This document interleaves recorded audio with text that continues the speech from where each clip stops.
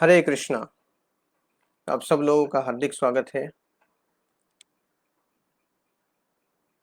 यहाँ पे रिज़ॉल्यूशन में कुछ थोड़ा प्रॉब्लम था, इसीलिए इसको हमें क्लोज़ करना पड़ा। तो हम चर्चा कर रहे हैं साधना के बारे में। लास्ट टाइम हमने देखा हुआ था कि हमारा डीलिंग किस प्रकार से होना चाहिए भक्तों के साथ। जब अलग-अलग भक्तों को साथ हम मिलते हैं, जो वरिष्ठ भक्त होते हैं, जो सन्यासी होते हैं या फिर हमारे आध्यात्मिक गुरु होते हैं, तो उन लोगों से हमारा व्यवहार कैसा होना चाहिए उसके बारे में हमने लास्ट टाइम देखा होगा। अब यहाँ पे हम आज चर्चा करते हैं साधना के बारे में। मैं बता रहा था कि रूप गोस्वामी ने भक्ति रसामृत सिंधु में बताया हुआ है 64 प्रकार के भक्ति के अंग, उसमें चर्चा किया हुआ है डिटेल में। और उसमें से जो मुख्य है वो 5 बताए हुए हैं। जो 5 है उसमें सबसे पहला जो है वो है डीटी वर्शिप। हमें अर्च विग्रह की पूजा करनी चाहिए। फिर दूसरा है श्रीमद् भागवतम का हमें रेगुलरली श्रवण करना चाहिए। श्रीमद् भागवतम है, भगवद गीता है, चैतन्य चरितामृत है, तो ये जो शास्त्र है उसको हमें रेगुलरली सुनना चाहिए। उसके बाद बताया हुआ है कि हमें भक्तों का संग करना चाहिए, हमें भक्तों के संग में रहना चाहिए। फिर बताया हुआ है कि चैंटिंग द होली नेम, हमें हरे कृष्ण महामंत्र का जप करना चाहिए रेगुलरली। और उसके बाद पांचवा है जो है धामवास, हमें धाम में जाके रहना चाहिए। इसके बारे में हमने ऑलरेडी पहले भी कई बार चर्चा किया हुआ है। तो ये जो 5 है ये बहुत ही मुख्य अंग है।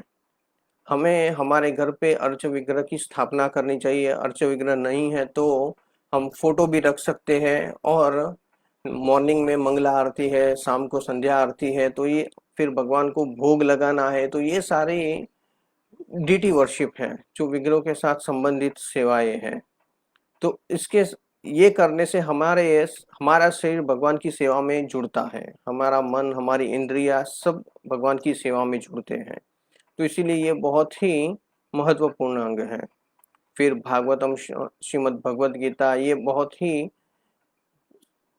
जो कृष्ण के बारे में बताते हैं, हमें जो कृष्ण ने बताया है वो सारी चीजें बताते हैं। तो इसीलिए ये जो शास्त्र है वो बहुत ही महत्वपूर्ण है हमारे लिए।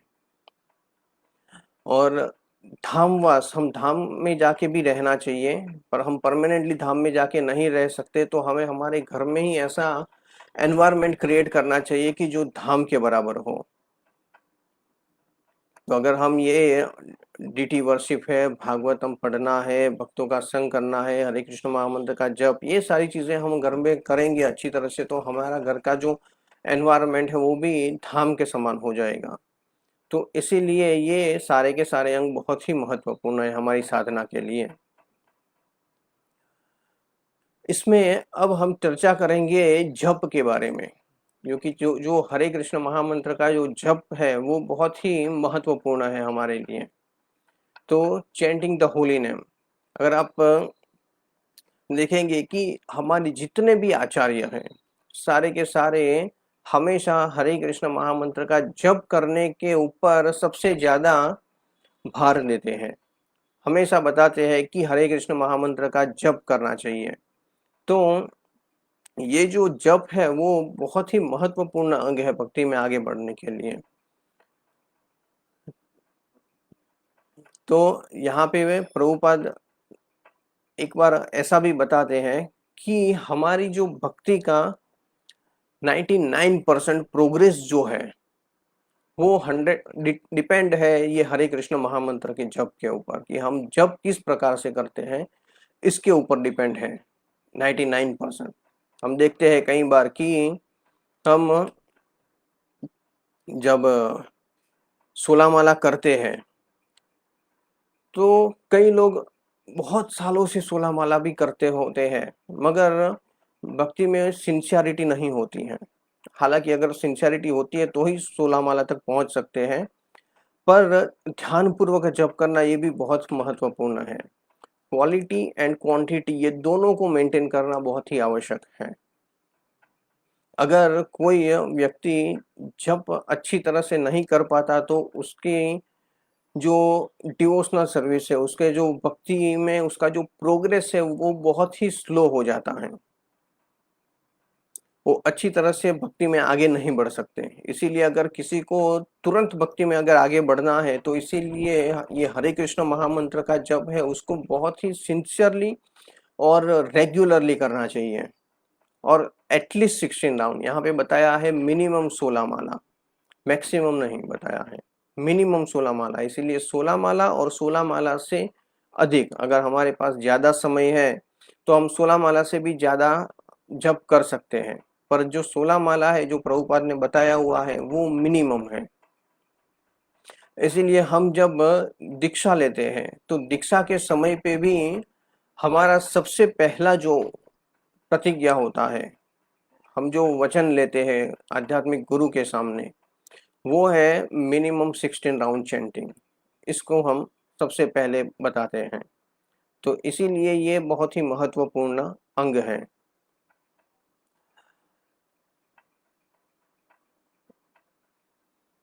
उसके बाद बताया हुआ है जप के बारे में कि इसको हमेशा जप करने के समय पे ध्यान से जप करना।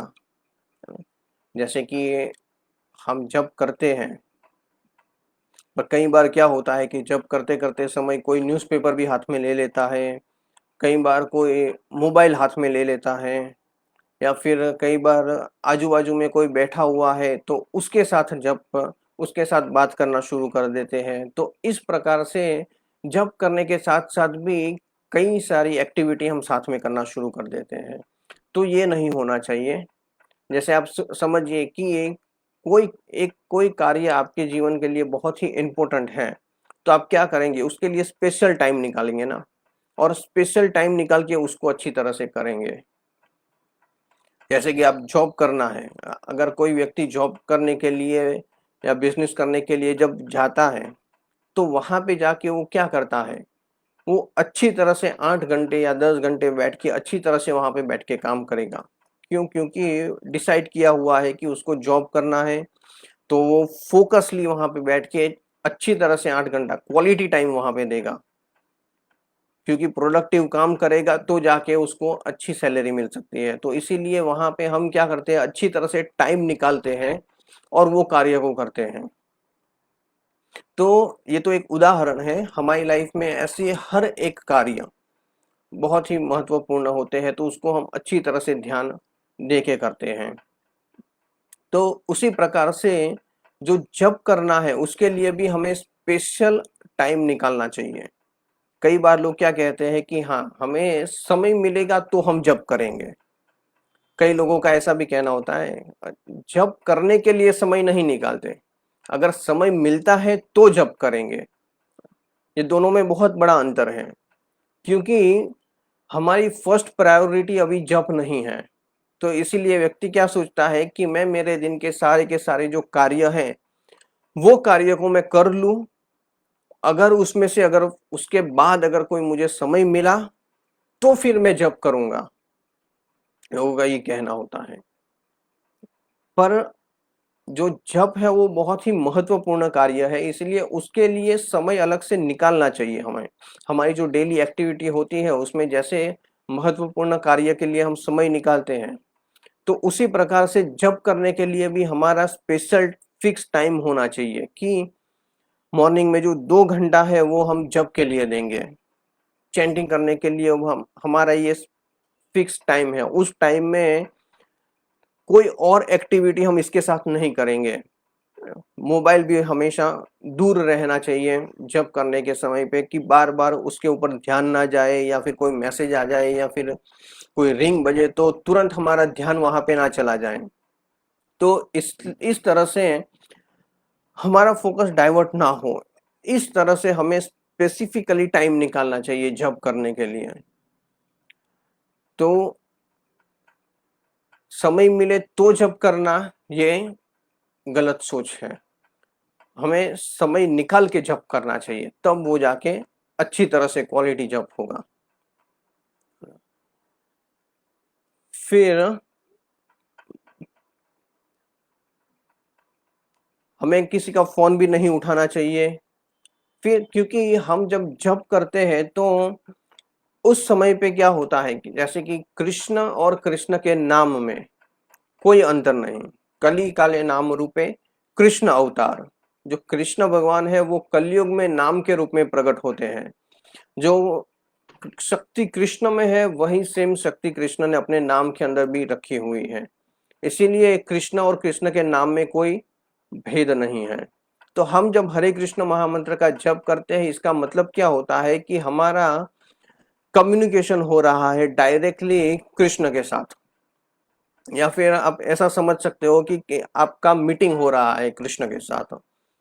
अगर कोई बहुत बड़ा व्यक्ति है और उसको अगर आप मिलने जाते हो या फिर इंटरव्यू में भी अगर आप जाते हो तो कितना सावधानी के साथ फोकस के साथ आप बात करते हैं। उस समय पे मोबाइल भी साइलेंट कर देते हैं साइड में या फिर स्विच ऑफ भी कर देते हैं और पूरा फोकस रखते हैं उस समय पे बात करने के लिए। तो उसी प्रकार से यहाँ पे जो सुप्रीम पर्सनालिटी है, जो पूर्ण पुरुषोत्तम परमेश्वर है, उसके साथ हम बात कर रहे हैं जब हमारा जप का समय होता है उस समय के लिए। क्योंकि भगवान का जब हम जप करते हैं, भगवान को पुकारते हैं तो उस समय पे भगवान भी वहां पे उपस्थित हो जाते हैं। तो इसीलिए हमारा 100% फोकस होना चाहिए। हमारा मीटिंग हो रहा है भगवान के साथ तो इसीलिए उसमें और कोई दूसरा कार्य करना या फिर बातचीत करना ये सारी चीजें अवॉइड करनी चाहिए हमें। तब जाके हम अच्छी तरह से जप कर सकते हैं। क्योंकि हमारा जो स्पिरिचुअल प्रोग्रेस जो है वो सबसे ज्यादा डिपेंड है हमारे हरे कृष्ण महामंत्र के जप के ऊपर। उसके बाद बताया हुआ है कि हमारी डिजायर कैसी होनी चाहिए। हमारा जो इंटेंस है, हमारी इच्छा जो है वो कितनी तीव्र होनी चाहिए जप करने के लिए। कि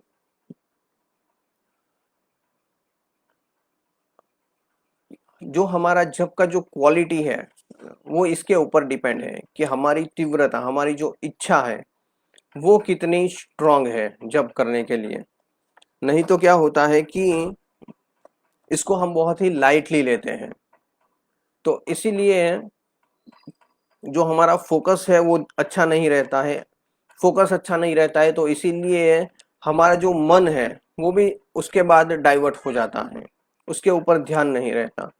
तो इसीलिए हमारा जो डिजायर है वो बहुत ही स्ट्रांग होना चाहिए, फेथ उसमें होना चाहिए कि हम कैसे भी करके, है ना, जो हरे कृष्ण जप है वो अच्छी तरह से करेंगे और क्वालिटीज के साथ करेंगे और हर सिचुएशन में करेंगे। कई बार कोई ऐसा भी कहता है कि आज हमें हमारे पास बहुत ही और इम्पोर्टेंट काम आ गया है तो इसीलिए आज हम जप नहीं कर पाए। पर प्रभुपाद हमेशा बताते थे कि जो जप करना है वो सबसे ज्यादा महत्वपूर्ण है और ऐसा कोई कार्य नहीं है जो इससे भी ज्यादा महत्वपूर्ण हो। क्योंकि डायरेक्ट भगवान के साथ कम्युनिकेशन होता है, भगवान को हम पुकारते हैं। तो इसीलिए जो चैंटिंग है उसका जो डिजायर है वो बहुत ही डीप होना चाहिए।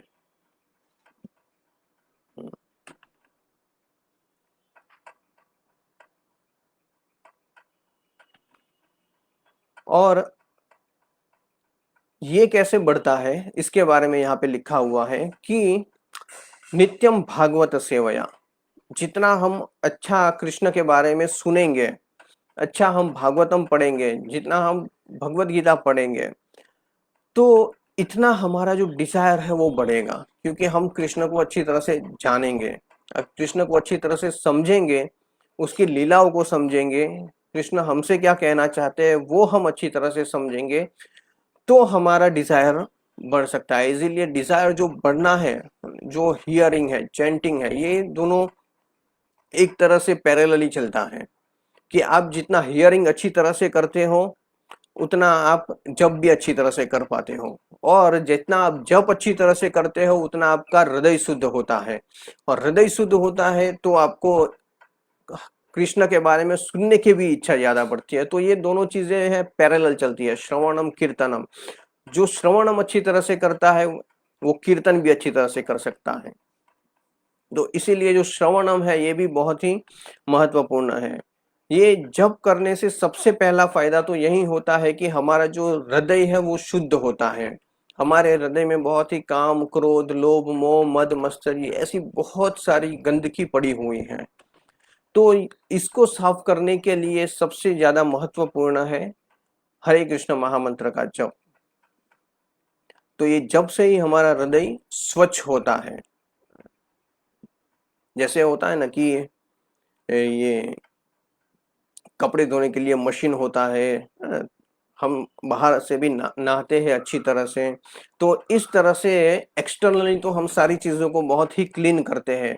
तो इसी प्रकार से जो हमारा हृदय है उसको क्लीन करने के लिए ये मंत्र ही है। मंत्र उसको कहते हैं जो मन को वश में कर ले। हमारा मन बहुत ही भटकता है, तो इसीलिए मन को वश में करने के लिए मंत्र चाहिए। तो और ये जो हरे कृष्ण है वो महामंत्र है। चैतन्य महाप्रभु ने बताया हुआ है कि हरे नाम हरे नाम हरे नाम एव केवलम, कलो नास्ते व नास्ते व नास्ते व घटे अन्यथा। तो कलयुग के जीवों के लिए ये हरे कृष्ण महामंत्र ही एक उपाय है, इसके अलावा और दूसरा कोई उपाय नहीं है। तो इसीलिए इसके लिए हमारी जो इच्छा है, हमारी डिजायर है वो बहुत ही स्ट्रांग होनी चाहिए। तो इसके लिए आप श्रीमद् भागवतम पढ़िए, भगवत गीता पढ़िए, कृष्ण बुक पढ़िए। ये सारी चीजें पढ़ेंगे तो आप कृष्ण के बारे में सुनेंगे तो और ज्यादा इच्छा होगी आपको कृष्ण के बारे में सुनने की, और हरे कृष्ण महामंत्र का जप भी और अच्छी तरह से कर पाएंगे। तो उसके बाद है अटेंटिव हियरिंग। अटेंटिव हियरिंग में क्या है कि हम जब जप करते हैं तो उसका क्वालिटी अच्छा है वो कैसे हम समझ सकते हैं। अगर हम जप करते हैं और उसमें जो कुछ भी शब्द हम बोलते हैं, हरे कृष्णा कृष्ण कृष्ण हरे हरे, हरे राम राम राम हरे हरे, तो ये जो भी हम बोल रहे हैं उसको अगर हम अच्छी तरह से सुन पा रहे हैं तो इसका मतलब ये है कि हमारा जप अच्छा हो रहा है। इसको अच्छी तरह से सुनना ये क्वालिटी में आता है कि कई बार ऐसा होता है कि कोई बहुत ही जोर जोर से जप करता है, जोर जोर से। तो जोर से जप करना इसका मतलब ये नहीं है कि वो अच्छा जप है। जप जो इतना जोर से हमें बोलना चाहिए कि जितना हम अच्छी तरह से सुन सकें, जो साउंड वाइब्रेशन है उसको सुनना। तो ये है, और इसको अच्छी तरह से शब्द क्लियरली सुनाई दे, हर एक शब्द अलग अलग से, हरे कृष्णा इस तरह से ये अच्छी तरह से सुनाई दे, ये बहुत ही महत्वपूर्ण है। प्रभुपाद कहते थे कि कितना हरे कृष्ण महामंत्र का जब आपका चैंटिंग है वो कितना फास्ट हो रहा है उसके ऊपर ध्यान नहीं देना चाहिए। ये इंपॉर्टेंट नहीं है कि आप कितना स्पीडली उसको जप करते हैं या फिर कितना स्लोली करते हैं, इसके ऊपर नहीं है। पर इंपॉर्टेंट क्या है कि आप कितना सुन सकते हो हरे कृष्ण महामंत्र। आप जो कुछ भी बोल रहे हो वो कितना केयरफुली सुन सकते हो। अगर आप वो अच्छी तरह से सुन सकते हो तो इसका मतलब है कि आपका जप अच्छा हो रहा है। पर अगर सुन नहीं पा रहे हो, कई बार ऐसा भी होता है, एक जप हो गया, दो जप हो गया, 4 राउंड खत्म हो गए, फिर हमें पता चलता है कि अरे मेरे तो 4 राउंड कंप्लीट भी हो गए, अरे पता नहीं चला। कई बार लोग ऐसा समझते हैं कि हाँ मेरा फोकस चैंटिंग में था ना इसीलिए ये पता नहीं चला। पर कई बार होता है कि मन भटक गया होता है इधर उधर, और इसकी वजह से हमें पता ही नहीं होता है कि हाँ कि हम क्या बोल गए और कितने राउंड खत्म कर गए। तो इसीलिए कंसंट्रेशन शब्दों के ऊपर, साउंड वाइब्रेशन के ऊपर होना चाहिए, तो उसका क्वालिटी अच्छा है। फिर बताया हुआ है कि हरे कृष्ण महामंत्र उसमें faith of the holy name, faith हमें होना चाहिए, श्रद्धा, कि कृष्ण के नाम में कितना फेथ है। फेथ से, श्रद्धा से, उत्साह से और पूरा कन्विक्शन के साथ इसको करना चाहिए। या फिर कोई श्रद्धा नहीं होता है और ऐसे ही करता है, मैकेनिकली ही करता है, हाँ उसका फायदा होता है पर जितना फायदा होना चाहिए उतना नहीं होता है। हरे कृष्ण महामंत्र का शब्द बोल रहे हैं, नाम बोल रहे हैं भगवान का, तो इसीलिए उसका फायदा होता है, पर जितना होना चाहिए 100% नहीं होता है।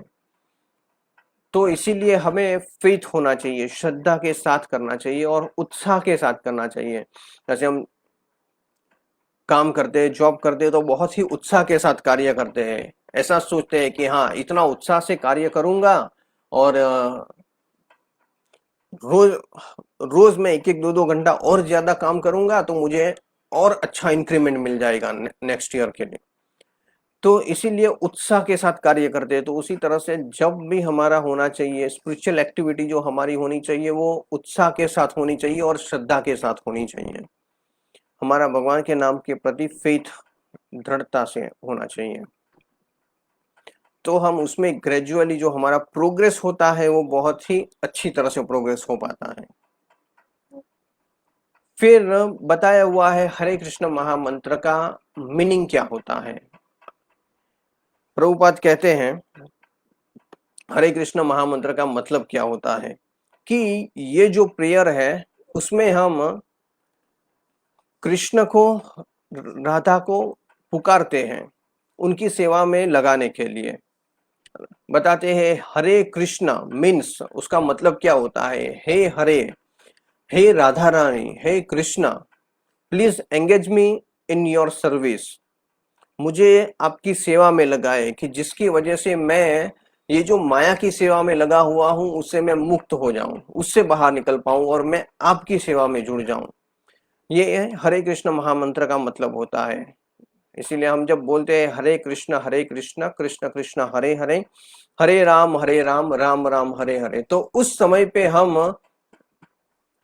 भगवान को कहते हैं, राधा रानी को प्रेयर करते हैं कि मुझे आपकी सेवा में लगाइए। कई बार ऐसा भी होता है कि कई लोगों को पता भी नहीं होता है हरे कृष्ण महामंत्र का मतलब क्या होता है। कोई नया नया जुड़ा हुआ होता है तो उसको पता नहीं है कि हरे कृष्ण महामंत्र का मतलब क्या है।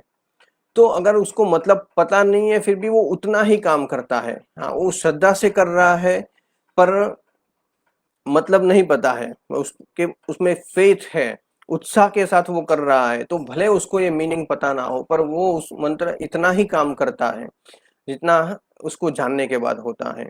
तो इसीलिए अच्छी तरह से हरे कृष्ण महामंत्र जप करने से बहुत ही फायदे होते हैं। ये ट्रांसेंडेंटल साउंड वाइब्रेशन है ना? इसीलिए आध्यात्मिक जो साउंड वाइब्रेशन है ट्रांसेंडेंटल है, इसीलिए इसका फायदा हर एक को होता है। उसके लिए किसी भी प्रीवियस क्वालिफिकेशन देखी नहीं जाती। प्रभुपाद जब हरे कृष्ण महामंत्र का कीर्तन करते थे अमेरिका में जब गए थे और जो पार्क में बैठ के हरे कृष्ण महामंत्र का कीर्तन किया था, तो उस समय पे जितने भी सारे वहां पे लोग आ गए थे तो हिप्पी लोग थे, शराब पीने वाले लोग थे, व्यभिचार करने वाले लोग थे, ऐसे प्रकार के लोग वहां पे आ गए थे और फिर वो सब लोग भी वहां पे कीर्तन कर रहे थे। तो देखिए कि हरे कृष्ण महामंत्र का क्रांति कितना फैल गया, कि ये हरे कृष्ण महामंत्र का जब ये कीर्तन उन्होंने जब शुरू किया तो उनको तो पता नहीं था कि इसका मतलब क्या है, कृष्ण क्या है, राधा क्या है, इस हरे क्या है, ये इसका कुछ भी मतलब उनको पता नहीं था, पर वो श्रद्धा के साथ करते थे, प्रभुपाद के पास आते थे और प्रभुपाद के साथ कीर्तन में जुड़ते थे। तो धीरे धीरे धीरे धीरे देखिए कि उनका हृदय कितना साफ हो गया।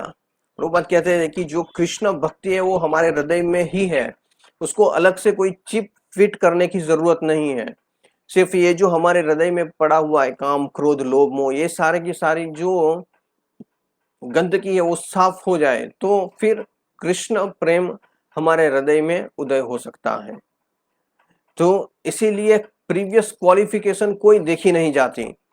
कोई व्यक्ति ने पिछले उसके समय में, उसके पास्ट में उसने कैसा कार्य किया है, कितना बुरा था कितना अच्छा था, वो उसने कौन सी जगह पे जन्म लिया है, उसका कुल क्या है, ये कोई चीज देखी नहीं जाती।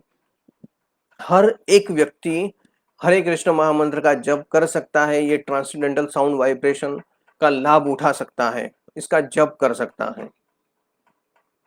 तो ये सब लोगों के लिए है। हमारा जो हरे कृष्ण महामंत्र का जब हम जप करते हैं तो उस समय पे हमारा मूड क्या होना चाहिए, हमारा प्रेयर्स कैसे होना चाहिए। जब हम जप करते हैं तो उस समय पे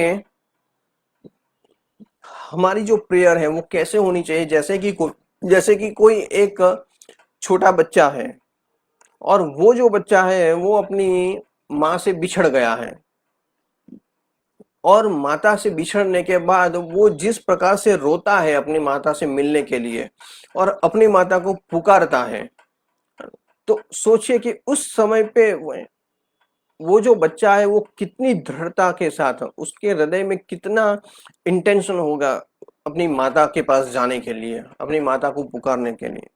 तो उस समय पे हम, वो बच्चा जैसे पुकारता है उस प्रकार से हमें भगवान को पुकारना चाहिए।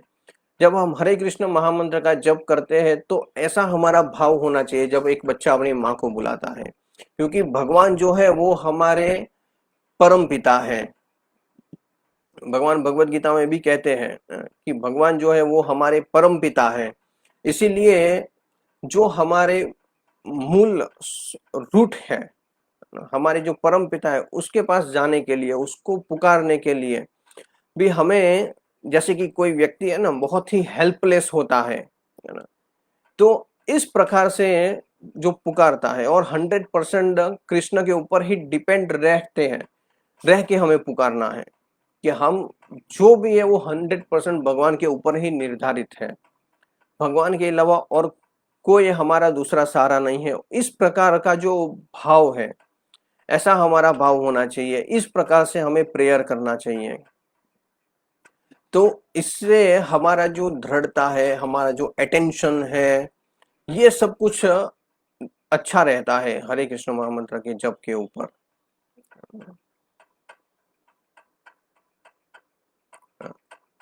फिर बताया हुआ है कि नो मटेरियल मोटिवेशन। जो नए नए भक्त कई बार जुड़ते हैं तो उनको ऐसा लगता है कि हम जब करेंगे हमें क्या मिलेगा। वैसे स्पिरिचुअली तो बहुत कुछ मिलता है, जो भगवान का जो धाम है वो मिल सकता है, हम भगवान के धाम में जा सकते हैं, ये जन्म मृत्यु के चक्र से निकल सकते हैं। तो हरे कृष्ण महामंत्र से तो बहुत फायदे होते हैं, पर जो नए लोग होते हैं या फिर जो इसको अच्छी तरह से नहीं समझ पाते हैं तो उनको ऐसा लगता है कि जप करने से हमें क्या मिलेगा। क्या मिलेगा का मतलब होता है कि मटीरियली हमें क्या फायदा होगा, पर हरे कृष्ण महामंत्र से मटेरियली कोई बेनिफिट हमें एक्सपेक्ट नहीं करना चाहिए। हमें ऐसी आशा नहीं रखनी चाहिए कि हम हरे कृष्ण महामंत्र का जप करेंगे और हमें मटेरियली कुछ बहुत फायदा हो जाएगा, हमारी धन संपत्ति बढ़ जाएगी या फिर मटेरियली बहुत सारा सुख हमें मिलेगा। तो ऐसा हमारा डिजायर नहीं है जप के पीछे।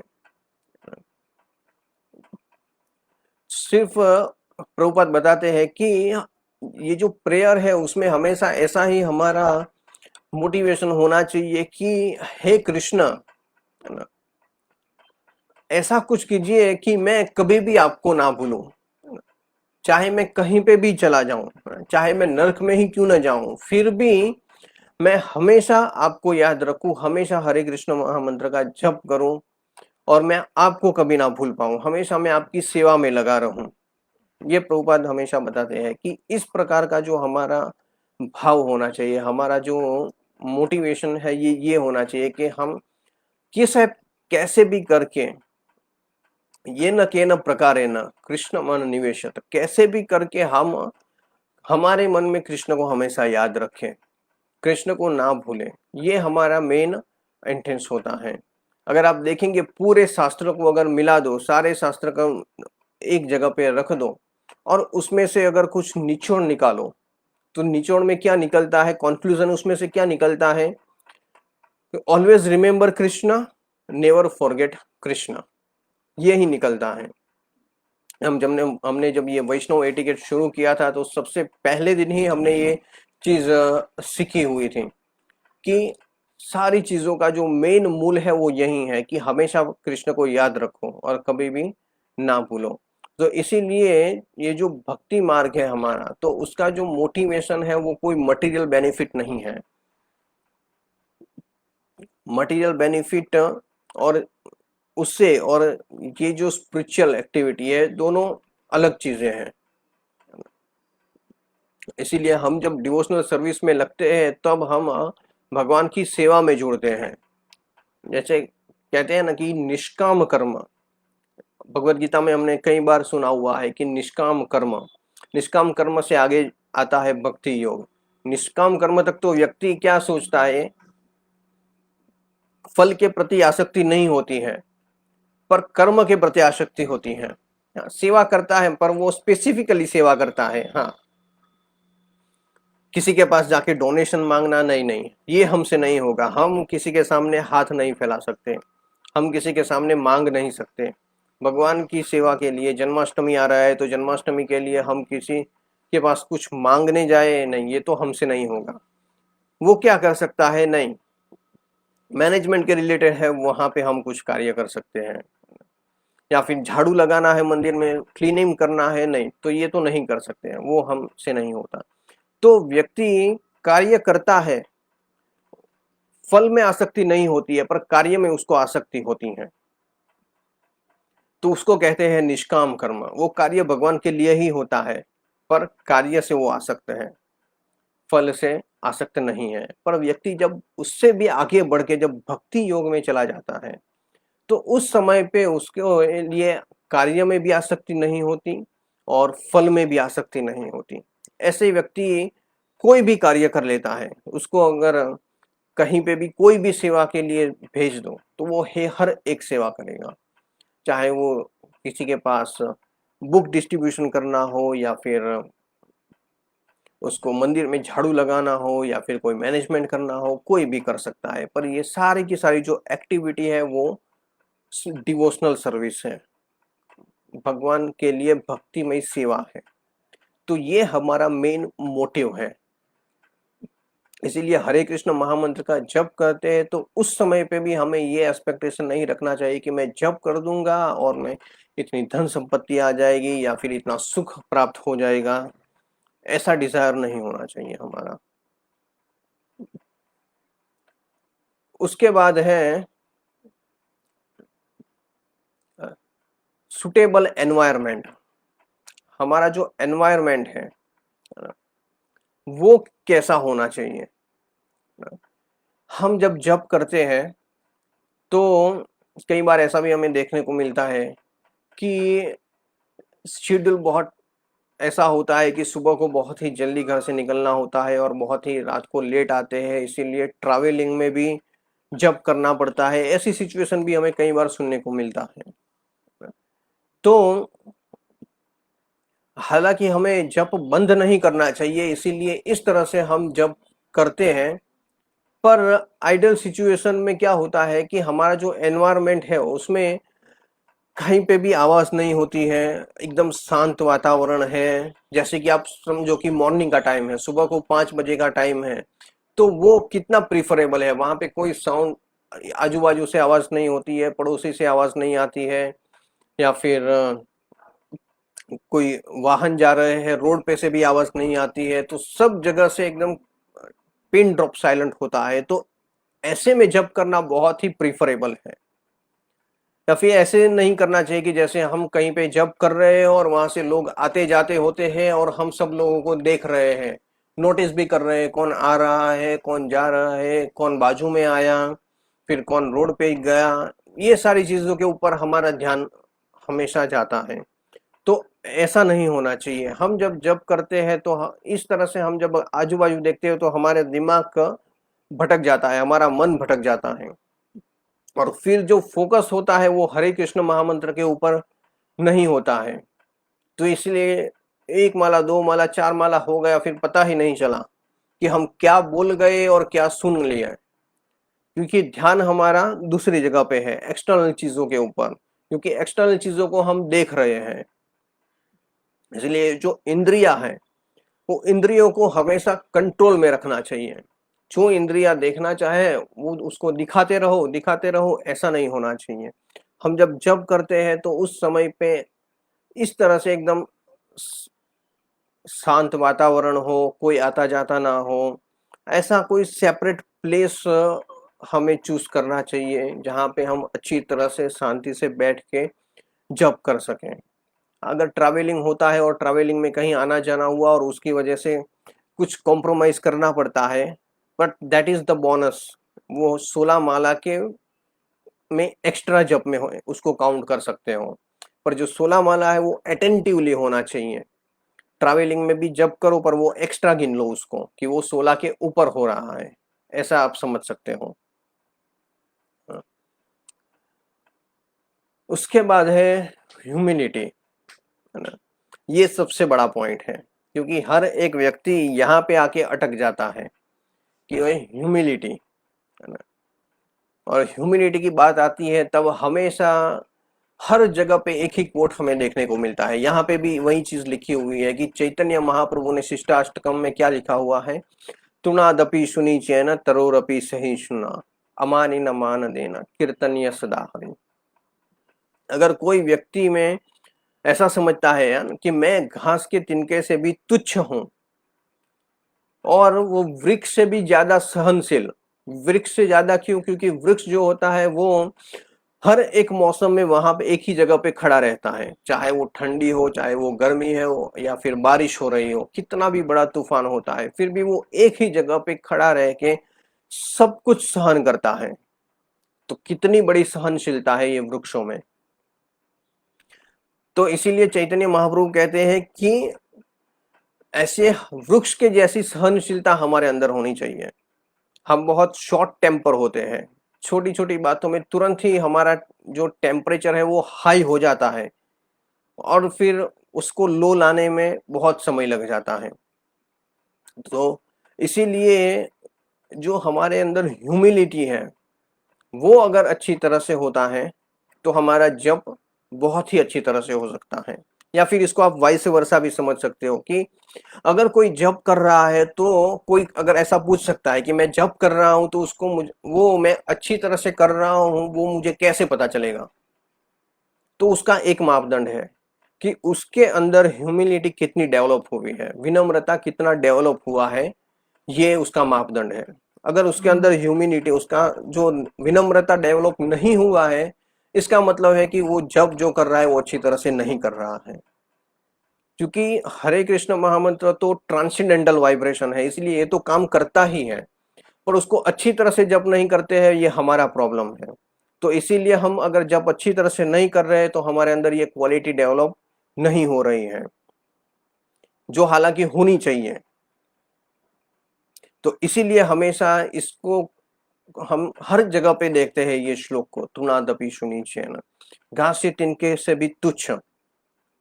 ये तो हम कैसे सोचें, अब किसी को लगता है ऐसा तो हम कैसे सोच सकते हैं, या फिर थियोरेटिकली कोई हमेशा भक्तों से मिलता है या फिर व्यवहार में ऐसा दिखाता है हाँ कि हाँ हम तृणादपि शुनि चिन्ह है, हाथ जोड़ के भी प्रणाम करते हैं, फिर फोन पे भी हमेशा बोलते हैं हाँ दंडवत प्रणाम दंडवत प्रणाम। पर तृणादपि शुनि चिन्ह, घास के तिनके से भी तुच्छ, वैसा कैसे हम समझ सकते हैं कि घास जो है उसके ऊपर कोई पैर रख दे फिर भी वो कुछ नहीं बोलता है। तो इसीलिए अगर हमें कोई कुछ भी बोल दे तो हमें कोई फर्क नहीं पड़ना चाहिए, पर ये होता नहीं है, इसीलिए हम तुनादपि सुनिचन भी नहीं है। तो इसीलिए हम हरे कृष्ण महामंत्र का जप हम अच्छी तरह से नहीं कर रहे, इसका मतलब ये हो रहा है। तो इसीलिए हमें हरे कृष्ण महामंत्र को अच्छी तरह से जप करना चाहिए और इस प्रकार की जो हमारी क्वालिटी है उसको हमें डेवलप करनी चाहिए, ये बाय नेचुरल आना चाहिए ऑटोमेटिकली। कई बार क्या होता है कि कोई किसी बार लेक्चर में हमने सुन लिया तो थियोरेटिकली हम वो प्रैक्टिस करना शुरू कर देते हैं, हाँ कि हमने हरे कृष्ण महामंत्र का जप किया है तो अब मैं बहुत ही विनम्र हो गया हूँ, तो इसीलिए मुझे विनम्र भाव दिखाना चाहिए अब सब लोगों के प्रति। पर जैसे भी सामने से ऐसी कोई सिचुएशन क्रिएट होती है और व्यक्ति तुरंत गुस्सा हो जाता है और दिखा देता है कि हाँ उसके अंदर कितनी ह्यूमिलिटी है। तो ये भक्ति का जो प्रोसेस है वो नेचुरल प्रोसेस है। हरे कृष्ण महामंत्र भी है, वो नेचुरल है, वो नेचुरल आपको बेनिफिट देता है कि आपके अंदर ऐसी क्वालिटी डेवलप हो जाए और फिर वो बाय डिफॉल्ट ऐसा निकलता है। आपको एक्सटर्नली ऐसा बिहेव करने की जरूरत नहीं पड़ती यहाँ के मैं विनम्र हूँ, या फिर एक्सटर्नली बोलने की भी जरूरत नहीं पड़ती है, वो आपके नेचर में दिखने लगता है। प्रभुपाद के कई सारे शिष्य हैं जिसमें हम देखते हैं कि कोई भी सिचुएशन होती है उसमें भी वो हमेशा कितने विनम्र भाव से बात करते हैं। कितने सारे हजारों हजारों डिवोटीज आके उनको मिलते हैं, फिर भी ऐसे मिलते हैं कि जैसे मतलब वो दिन में पहली बार मिल रहे हैं, एकदम फ्रेश हो, ऐसे ऐसा हमें अनुभव होता है। और हम खुद फील करते हैं कि हाँ देखिए, हाँ इन्होंने हमारे साथ, महाराज ने हमारे साथ कितनी अच्छी तरह से बात की। तो ऐसा क्यों होता है? पूरा दिन बीत जाता है, पूरे दिन में कितनी सारी एक्टिविटी है, कितनी सारी सेवाएं उन्होंने कर दी है, कितने हजारों लोगों से मिल लिए हैं, कितने लोगों से बातें की है, फिर भी ऐसा क्यों होता है? क्योंकि वो भक्ति में बहुत ही सीरियस है। उन्होंने ये हरे कृष्ण महामंत्र को बहुत ही सीरियसली लिया हुआ है, सीरियसली उन्होंने जप किया हुआ है, इसीलिए ये क्वालिटी उनके अंदर देखने को मिलती है और हमारे अंदर ये क्वालिटी देखने को नहीं मिलती है। तो हरे कृष्ण महामंत्र में कोई प्रॉब्लम नहीं है, होली नेम जो है वो ट्रांसेंडेंटल है, उसमें कोई प्रॉब्लम नहीं है। प्रॉब्लम कहाँ पे है? हमारे अंदर है, हमारे जप में प्रॉब्लम है। तो इसीलिए उसको अच्छी तरह से करना चाहिए कि ये ऐसी जो ह्यूमिनिटी है, वो विनम्रता है, जो चैतन्य महाप्रभु कहते हैं स्वयं, वो हमारे अंदर डेवलप हो सके। तो ये बहुत बड़ा फायदा है। और भगवान मेन तो भगवान इससे बहुत प्रसन्न होते हैं। जब भगवान देखते हैं हमारे अंदर ये ह्यूमिनिटी, तो उससे भगवान बहुत आकर्षित होते हैं। हम क्या करते हैं कि हम ऐसा प्रयास करते हैं कि हम कहते हैं ना कि हाँ कृष्ण मुझे बहुत प्रिय है, कृष्ण मुझे बहुत प्रिय है, मैं कृष्ण का भक्त हूँ। पर आप देखिए कि जब भगवान भगवत गीता बता रहे थे तो भगवान सामने से अर्जुन को बोल रहे थे कि तुम मेरे सबसे प्रिय शिष्य हो और सबसे प्रिय मित्र हो, इसीलिए मैं तुम्हें ये ज्ञान दे रहा हूँ। तो हमें भी ऐसी हमारे अंदर क्वालिटी डेवलप करनी चाहिए कि भगवान सामने से देखे, हमें जाके दिखाने की जरूरत ना पड़े। तो ये ऐसी क्वालिटी मिलती है हमें हरे कृष्ण महामंत्र का अच्छी तरह से जप करने से, और ये आपको इफेक्ट करता है आपकी पूरी लाइफ के ऊपर। पूरा जो आपका जो लाइफ है वो 100% चेंज हो सकता है ये एक क्वालिटी के साथ।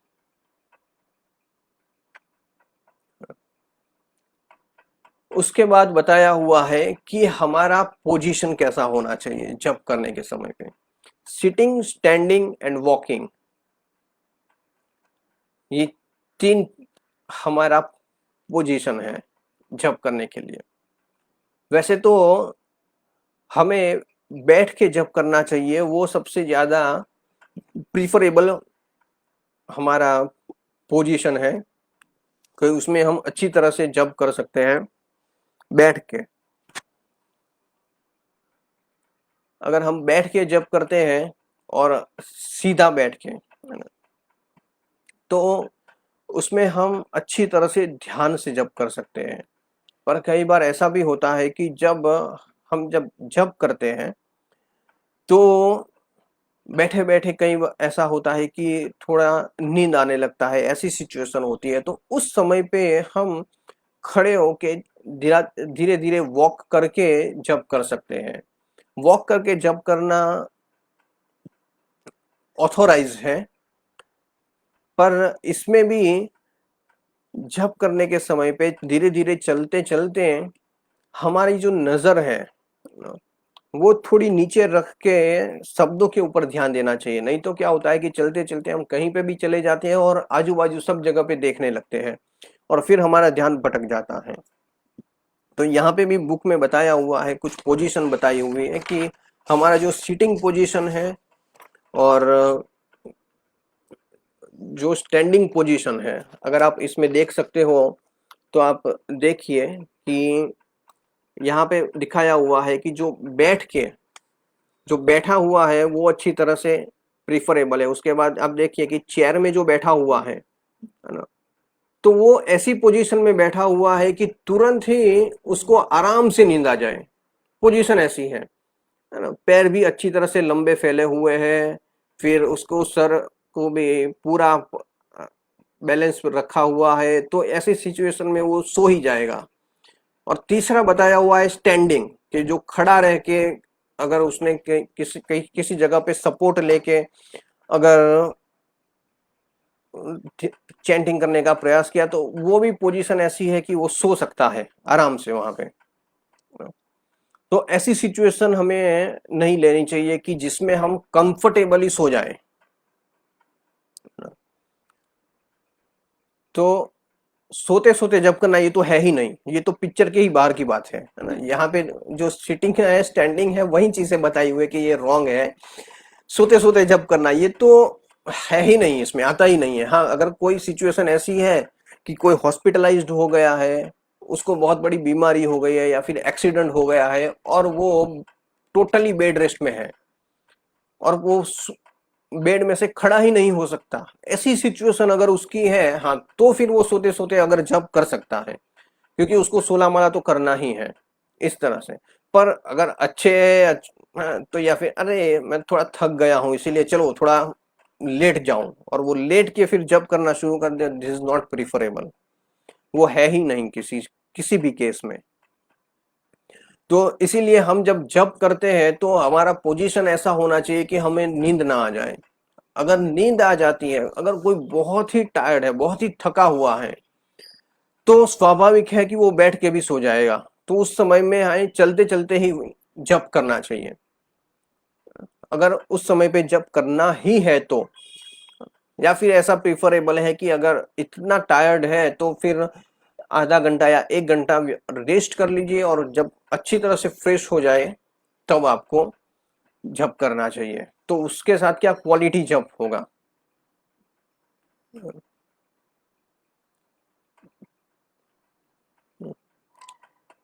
तो इसीलिए जप करना ये भी बहुत बड़ा टॉपिक है कि हम किस प्रकार से उसमें अच्छी तरह से ध्यान रखें। हमेशा हमें हमारा फोकस होना चाहिए। हाँ, कि कई बार ऐसा भी होता है कि जप कर रहे हैं, सो गए और पता ही नहीं चल रहा है। ऐसा ही लगता है कि हाँ हम जप कर ही रहे हैं, मन में ऐसा लगता है अंदर से। पर इतना हमारा कॉन्शियस रहना चाहिए कि अगर हमें नींद आ रही है तो तुरंत हमें पता चल जाए और हम उठ के वॉक करना शुरू कर दें और वॉक करते करते चैंटिंग करें। और वॉक करने के समय में नजर थोड़ी नीचे रखनी चाहिए कि जिसकी वजह से सब जगह पे हमारा ध्यान ना चला जाए। तो इस प्रकार से जो जप है वो प्रिफरेबल है।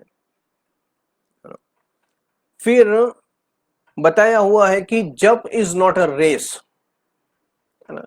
जो जप करना है मतलब आप कोई कंपटीशन नहीं कर रहे हैं कि कल मैंने 16 माला किया था 2 घंटे में, तो आज मैं 16 माला कंप्लीट कर दूंगा 1.25 घंटे में। फिर तीसरे दिन क्या होता है, आज मैं 16 माला कंप्लीट कर दूंगा 1.5 घंटे में। तो इस प्रकार से इंटरनली कॉन्शियस में एक रेस शुरू हो जाती है। तो ऐसा नहीं होना चाहिए। जो जप है वो कोई रेस नहीं है कि उसको फटाफट कंप्लीट कर दे और फिर आज का कोटा खत्म और उसको रख दे। जप इसके लिए नहीं है। जप में सबसे ज्यादा इंपॉर्टेंट क्या है कि किस प्रकार से आप हरे कृष्ण महामंत्र के जप को सुनो। आप जो बोल रहे हैं उसको सुनो और उसको अच्छी तरह से सुन के हरे कृष्ण महामंत्र बोलते रहो। और जब 16 माला कंप्लीट होता है तो इस प्रकार से हमें इसको कंप्लीट करना चाहिए। या फिर कई बार ऐसा भी लगता है कि हरे कृष्ण महामंत्र अगर अच्छी इतना सारे राउंड्स है ना, 16 माला करना है, तो उसको फटाफट फटाफट फटाफट कंप्लीट कर दो, एकदम स्पीड में बोल के कंप्लीट कर दो। और फिर ऐसा लगता है कि हाँ कि हम अच्छी तरह से बोल रहे हैं। तो इसके लिए बेटर है कि आप चेक कैसे कर सकते हो कि आप जो कुछ भी बोल रहे हो उसको आपके मोबाइल में या कहीं पे रिकॉर्ड कर लो 5 मिनट के लिए। और रिकॉर्ड करने के बाद उसको आप सुनो कि आप क्या बोल रहे हो, तो आपको अच्छी तरह से पता चल जाएगा कि आप जो कुछ भी बोले हैं वो क्या बोले हैं। उसमें अगर आपको क्लियरली पता चलेगा कि हरे कृष्ण कितना क्लियरली सुनाई दे रहा है या नहीं सुनाई दे रहा है, या फिर हरे कृष्ण हरे कृष्ण कृष्ण कृष्ण हरे राम हरे पूरा स्पीड में ही जा रहे हैं, तो इससे आपको पता चल सकता है। तो ये एक इस तरह से आप उसको चेक कर सकते हो। तो इसीलिए कभी भी ऐसा नहीं समझना चाहिए, ऐसा नहीं सोचना चाहिए कि हाँ कि इसको मैं फटाफट कंप्लीट कर दूं। इसको ध्यान से अच्छी तरह से जप करना चाहिए, तब जाके ये क्वालिटी जप होगा, और क्वालिटी जप से ही ये सारी की सारी जो क्वालिटी है जो हमने अभी डिस्कस की वो क्वालिटी आप में डेवलप होगी। अदरवाइज कितने भी साल तक जब करते रहे फिर भी हमें उसका रिजल्ट नहीं मिलता है। तो ऑलवेज डिस्कस, जो हम जब करते हैं तो भक्तों के साथ हमेशा उसका डिस्कस करना चाहिए कि हमने जो जप किया है उसका जो वो कैसे किया है, या फिर जो जप है उसका महत्व क्या है, उसका इम्पोर्टेंस क्या है, उसको रेगुलरली सुनना चाहिए। शायद आज तक हमने अभी तक कभी नहीं सुना है 1 घंटे तक की हरे कृष्ण महामंत्र के जप के ऊपर कि इसकी महिमा क्या है, इसको कैसे करना है, ये आज तक हमने नहीं सुना। तो इसमें हमें पता ही नहीं है कि कैसे करना है जप।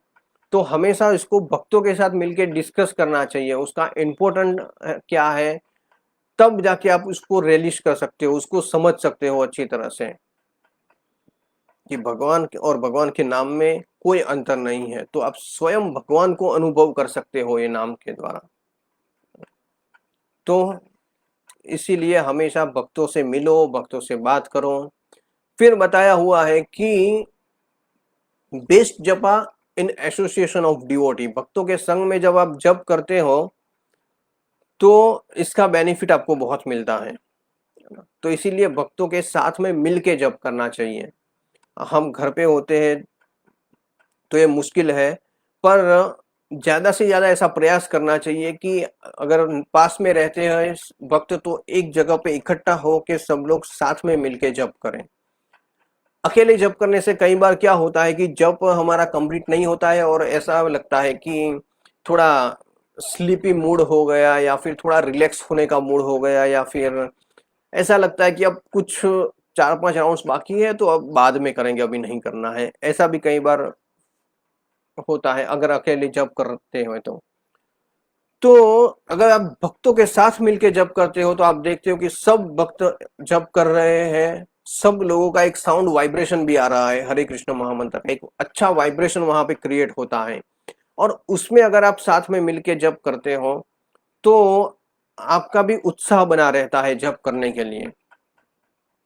तो इसीलिए भक्तों के साथ मिलके जप करना, और एक बहुत ही स्ट्रॉन्ग साउंड वाइब्रेशन क्रिएट होता है उसके साथ सामने जप करना, वहां पे जप करना, तो ये एनवायरनमेंट बहुत ही प्रीफरेबल है जप करने के लिए। तो इसीलिए हमेशा प्रीफर किया जाता है कि जो मॉर्निंग टाइम है, जो मंगला आरती के बाद का जो मॉर्निंग टाइम है टेम्पल में, तो टेम्पल में सारे के सारे भक्त वहां पे बैठ के जप करते हैं 5 से 7, तो वो जो टाइम है वो परफेक्ट टाइम है। तो इसीलिए हमेशा हमें उसमें भाग लेने का प्रयास करना चाहिए। अगर हम रोज मंदिर नहीं जा सकते पर जब भी हम मंदिर जाते हैं तो हमेशा वो टाइम को फिक्स वहां पे बैठ के ही सब भक्तों के साथ मिलके जप करना चाहिए, क्योंकि एक तो समय है ब्रह्म मुहूर्त का, साथ में बहुत सारे भक्त हैं और सब लोग हरे कृष्ण महामंत्र का जप करते हैं, तो एक अच्छा साउंड वाइब्रेशन क्रिएट होता है। तो इसीलिए उस समय पे बहुत ही प्रीफरेबल है। फिर वहां पे भी ध्यान रखना चाहिए हमें कि हम जब हरे कृष्ण महामंत्र बोलते हैं तो आजू बाजू में जो बैठे हुए हैं उसको डिस्टर्ब ना हो। क्योंकि कई बार कोई इतना लाउडली बोलता है, जैसे चिल्लाते जोर जोर से बोलता है हरे कृष्ण महामंत्र, तो इससे क्या होता है कि आजू बाजू वाले सब लोग डिस्टर्ब हो जाते हैं। फिर वो उनका साउंड, वो जो बोल रहे हैं वो सुन नहीं पाते, और सिर्फ जो जोर जोर से बोलता है वही सुन पाते हैं। तो इसीलिए दूसरों को डिस्टरबेंस ना हो इस प्रकार से हमें हरे कृष्ण महामंत्र को बोलना है, तो इतना जोर से बोलना है कि हम उसको सुन सके और आजू बाजू वाले उसमें डिस्टर्ब भी ना हो। तो उस प्रकार से हमें morning time is more preferable time.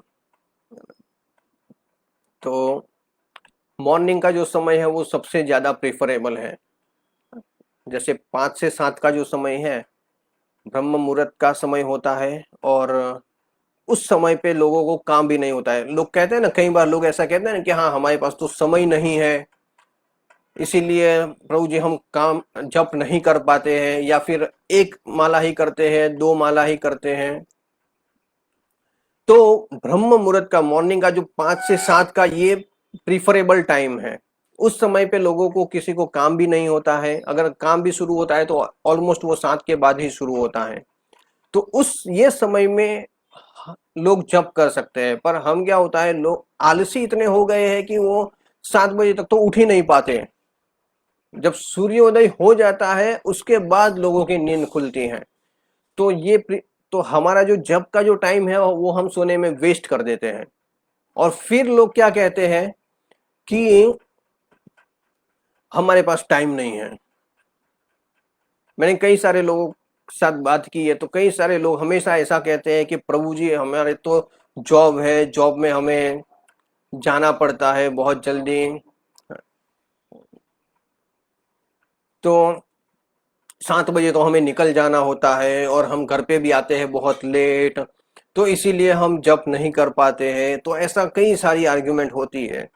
तो बाय नेचर है कि अब सब लोगों को अपना टाइम अपने हिसाब से ही सेट करना होता है। This is the time management. साथ साथ में ये यहाँ पे क्या, टाइम मैनेजमेंट भी एक बहुत बड़ा टॉपिक है, पर अब ये निकल गया मेरे मुंह से, तो इसीलिए उसके बारे में कुछ समझ लेते हैं कि टाइम मैनेजमेंट ये बहुत ही हमारे लिए इम्पोर्टेंट है कि आपको कैसे समय निकाले जब करने के लिए, कि आपका शेड्यूल भी डिस्टर्ब ना हो। क्योंकि ये मॉर्निंग का टाइम ऐसा होता है कि जिसमें कोई काम नहीं होता है, या फिर ऐसा ऐसा ही लगता है कि हमारे पास समय नहीं है। फिर 4 साल हो जाएंगे, 5 साल हो जाएंगे और व्यक्ति एक माला जप करके बैठा हुआ है। आप सोचिए कि कितने सारे काम, क्रोध, लोभ, मोह हमारे इतने हजारों जन्मों के एक साथ इकट्ठा हमारे हृदय में पड़े हुए हैं। पिछले हमने कितने कितने जन्म ले चुके हैं, और वो सारे के सारे जन्मों का सब कुछ पाप हमारे माथे के ऊपर हम लेके घूम रहे हैं। हृदय में कचरा पड़ा हुआ है, और क्या एक माला जप करने से क्या आपके पाप धुल जाएंगे? हाँ, एक माला भी जप करना बहुत ही महत्वपूर्ण है। व्यक्ति में श्रद्धा है इसीलिए वो व्यक्ति एक माला भी कर रहा है। तो ये बहुत ही अच्छी बात है कि जब एक माला कर रहे हैं, पर एक माला से भी आगे बढ़ने का प्रयास करना चाहिए। मिनिमम 16 माला, क्योंकि ये मनुष्य जन्म दूसरी बार हमें मिलना नहीं है। हमें ऐसा नहीं सुनना चाहिए कि हाँ कि चलो अब तो हरे कृष्ण महामंत्र जप कर रहे हैं इसीलिए भगवान तो हमें दूसरा मनुष्य जन्म दे ही देंगे। हाँ, अगर इस रास्ते के ऊपर चल रहे हैं तो दूसरा मनुष्य जन्म मिल सकता है, पर इसमें चांस कितना ले सकते हैं कि आपको हरे कृष्ण महामंत्र मिलेगा? क्योंकि ये जन्म के बाद तो दूसरा जन्म होगा तो सब कुछ भूल जाएंगे, और इसमें हरे कृष्ण महामंत्र मिलेगा या नहीं मिलेगा, भक्तों का संग मिलेगा या नहीं मिलेगा, कुछ हमें पता नहीं है। तो इसीलिए ये हमेशा आर्ग्यूमेंट करना कि हाँ हमारे पास समय नहीं है, तो इससे हमें बाहर निकालने का प्रयास करना चाहिए।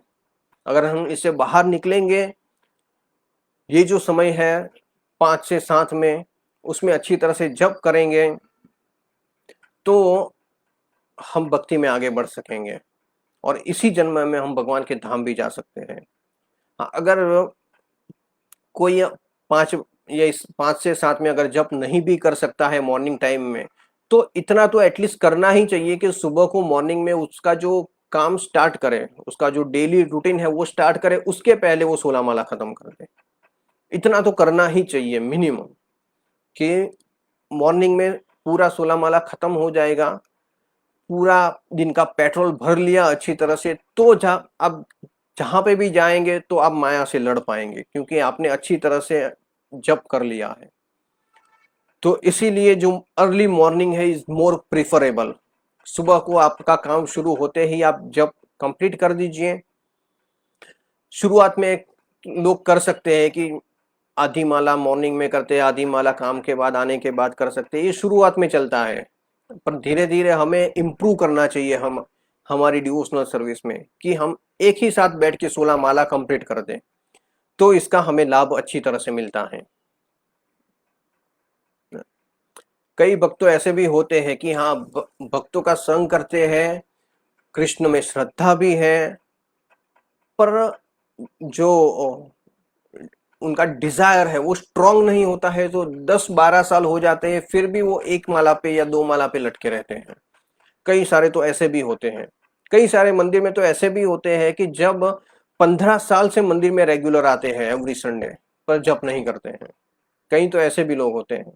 तो इसीलिए ये जप बहुत ही महत्वपूर्ण है। इसको गंभीरता से लेके हमें तुरंत 16 माला पे पहुंचना चाहिए, और ये मिनिमम है, नॉट मैक्सिमम। 16 माला पे पहुंच गए, यस, अचीवमेंट ले लिया, नहीं। जब अगर हमारे पास समय है तो इससे भी और ज्यादा कर सकते हैं। फिर बताया है कि होली नेम और पास टाइम। कई बार लोग प्रश्न भी पूछते हैं कि हम जप करते समय पे अगर कृष्ण की लीलाओं का चिंतन करें, है ना, या कृष्ण के बारे में, कृष्ण ने क्या क्या किया था उसके बारे में हम सोचें, तो ये क्या है, ये बराबर है कि? तो यहाँ पे प्रभुपाद, कई बार प्रभुपाद ने अपने जगह पे बताया हुआ है, तो यहाँ पे प्रभुपाद के कोट बताए हुए हैं कि प्रभुपाद ने बताया हुआ है कि कृष्ण के नाम में और कृष्ण में कोई अंतर नहीं है। कृष्ण के नाम, रूप, गुण और लीला सब कुछ एक समान है। इसीलिए thinking of the past time, है ना, अगर आप कृष्ण के बारे में सोच रहे हैं, है ना, तो ये अच्छी बात है, पर ये ऑटोमेटिकली होता है।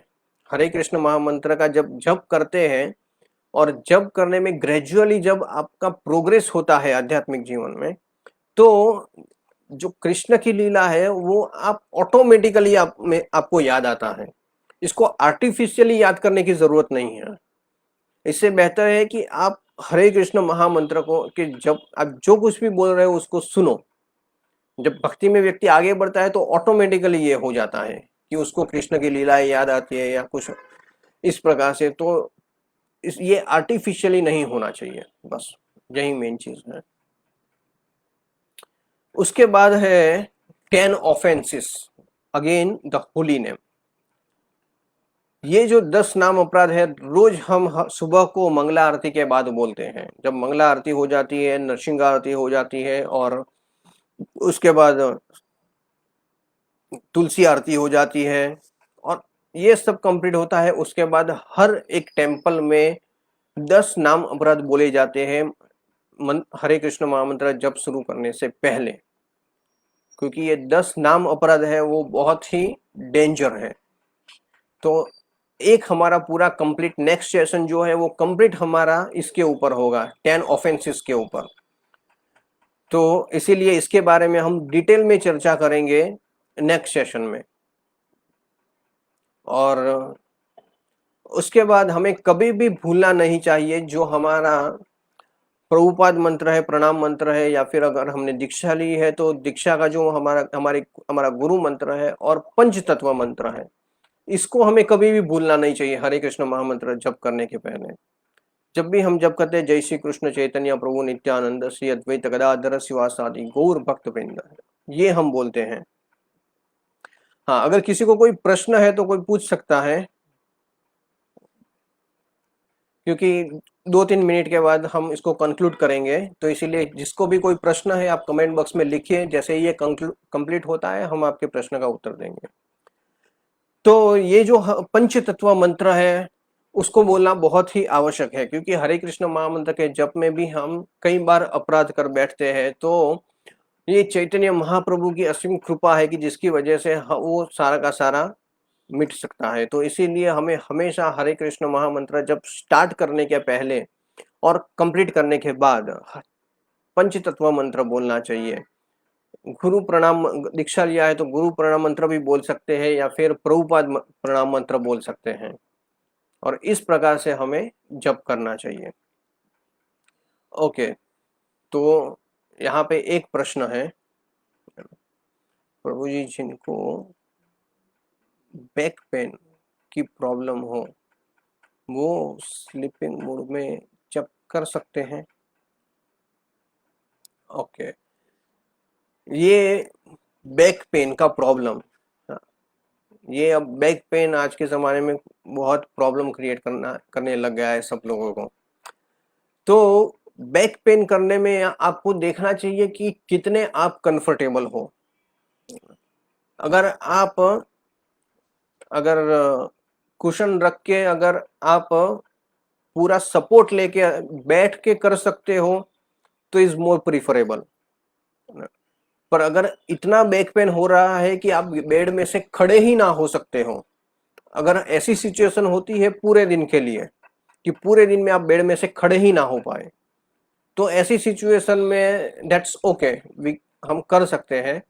पर प्रयास करना चाहिए कि अगर बैक पेन है तो मैंने ऐसा देखा नहीं है कि ऐसा बैक पेन हो सकता है कि सिर्फ वो बेड में से खड़ा ही ना हो सके, पर हो सकता है ऐसा। अगर किसी को इतना प्रॉब्लम है तो वो कर सकते हैं। पर बैक पेन में भी हमें प्रयास करना चाहिए कि हम कुशन को लेके अगर बेड पे बैठो तो कोई प्रॉब्लम नहीं है, सपोर्ट लेके पूरी तरह से अगर बैठ के कर सकते हो तो वो उसको फर्स्ट प्रेफरेंस देना चाहिए।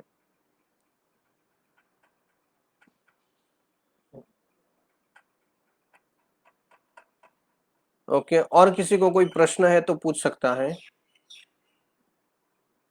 नेक्स्ट टाइम हमारा जो सेशन होगा वो 10 ऑफेंसेस के ऊपर होगा। 10 जो नाम अपराध है, हरे कृष्ण, जो भगवान के नाम के प्रति जो 10 अपराध होते हैं उसके ऊपर हम डिटेल में चर्चा करेंगे, पूरा लेक्चर 1 घंटे के लिए।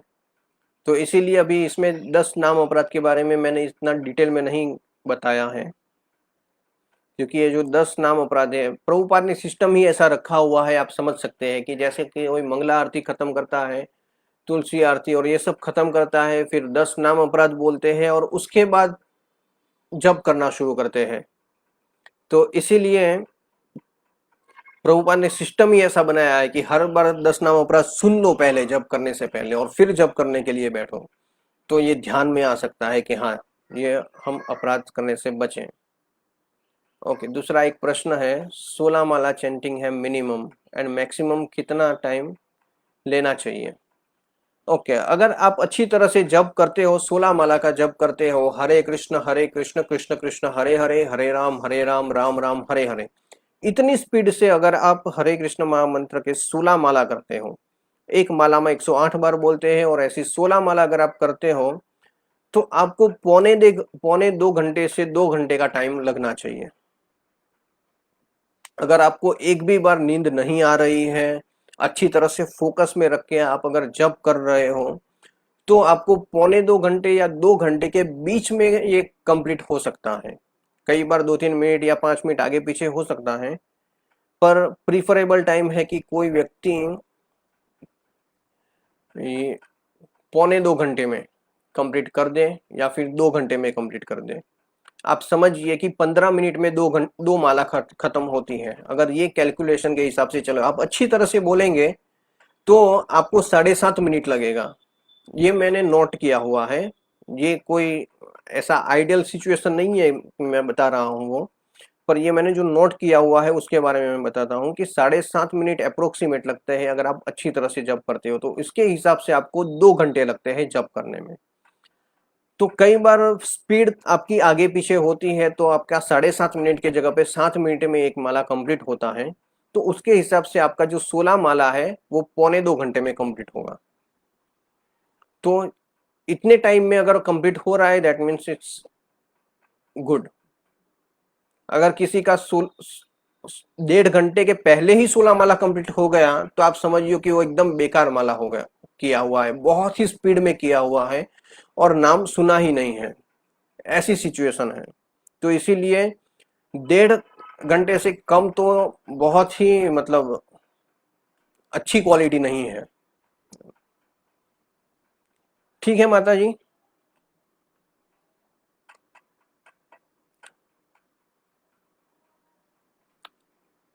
ओके, तो हम यहाँ पे क्लास को विराम देते हैं। कल हमारा भगवत गीता का सेशन होगा जिसमें हम जो यूनिवर्सल फॉर्म के बारे में चर्चा कर रहे हैं तो उसके बारे में हम डिस्कस करेंगे।